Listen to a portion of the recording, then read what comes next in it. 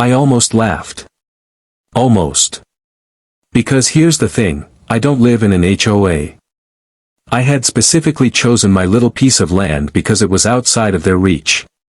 My property was a half-acre plot on the edge of town, surrounded by trees, peace, and the freedom to live how I wanted. No HOA board telling me what color my shutters had to be. No ridiculous fines for leaving my trash can out too long. Just me, my wife Sarah, our 2 kids, and the kind of freedom that came with finally escaping the suffocating control of HOA neighborhoods. But apparently, my neighbor Karen didn't like that. Karen was the president of the HOA across the street. She wore the title like a crown, strutting around in pastel cardigans, clipboard in hand, policing lawns, measuring fences, and glaring at anyone who dared to defy her standards. And from the day I moved in, she made it clear, she did not approve of me. You should really consider joining the HOA, she told me once, standing at the edge of my driveway with a forced smile. We have rules here. Standards. We don't want the wrong kind of people lowering property values. I laughed then too. Karen, I bought this house specifically because it's outside your HOA. Your rules don't apply to me. But Karen didn't take no for an answer. Weeks later, that envelope showed up in my mailbox.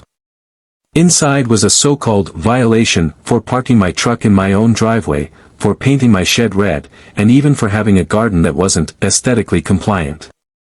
I shook my head, tossed it in the trash, and went on with my day. But Karen wasn't done.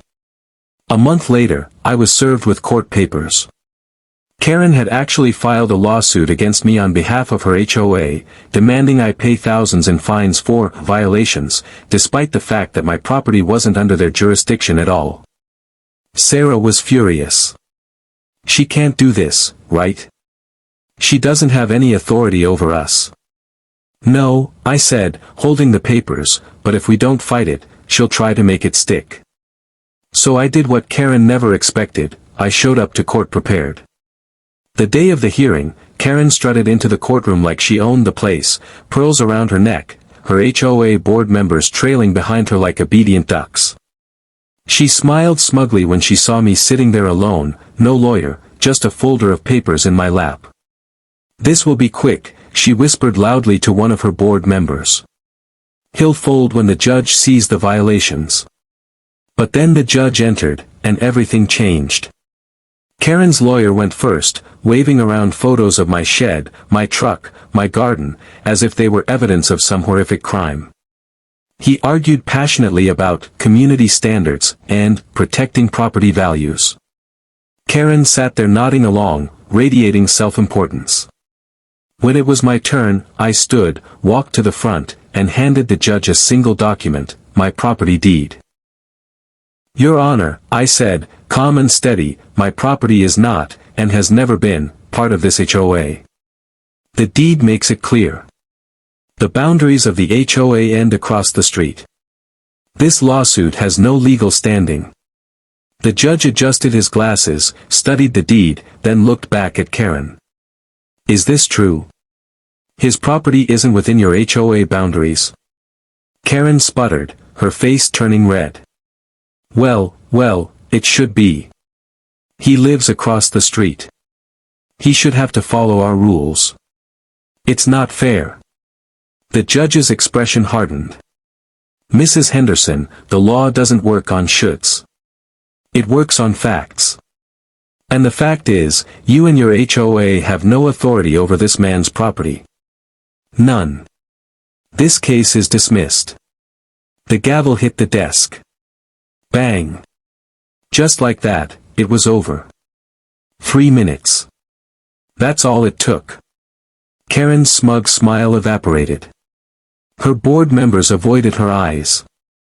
And I stood there, trying not to grin, but inside, I was screaming with relief. The judge wasn't finished, though. He turned back to Karen. Furthermore, Mrs. Henderson, filing a lawsuit without legal grounds wastes the court's time and resources. If Mr. Johnson chooses, he may file for damages due to harassment. I strongly advise you and your HOA to stay far away from his property moving forward." Karen's jaw dropped. She stormed out of the courtroom in a huff, her pearls bouncing against her chest, muttering about ungrateful neighbors. Back home, Sarah hugged me so tightly I thought I'd lose air. The kids clapped when I told them Daddy had beaten the bad lady in court. And for the first time in months, I felt peace again. Word spread quickly around the neighborhood. Neighbors who had been bullied by Karen for years started approaching me, thanking me for standing up to her. Some even began organizing to remove her from her precious HOA board. And without her power trip driving everything, the community finally started to breathe again. Looking back, I realized Karen's biggest weapon wasn't her clipboard, or her HOA, or even her threats. It was fear. She thrived on making people believe they had no choice but to obey her. But the truth is simple, people like Karen only have as much power as we let them. And the moment you stand up, armed with truth and facts, their empire crumbles in minutes. So if there's one thing I want anyone listening to this to remember, it's this: bullies hide behind rules, but real strength comes from knowing your rights. Karen tried to sue me for living outside her HOA. But in the end, it only took 3 minutes to shut her down.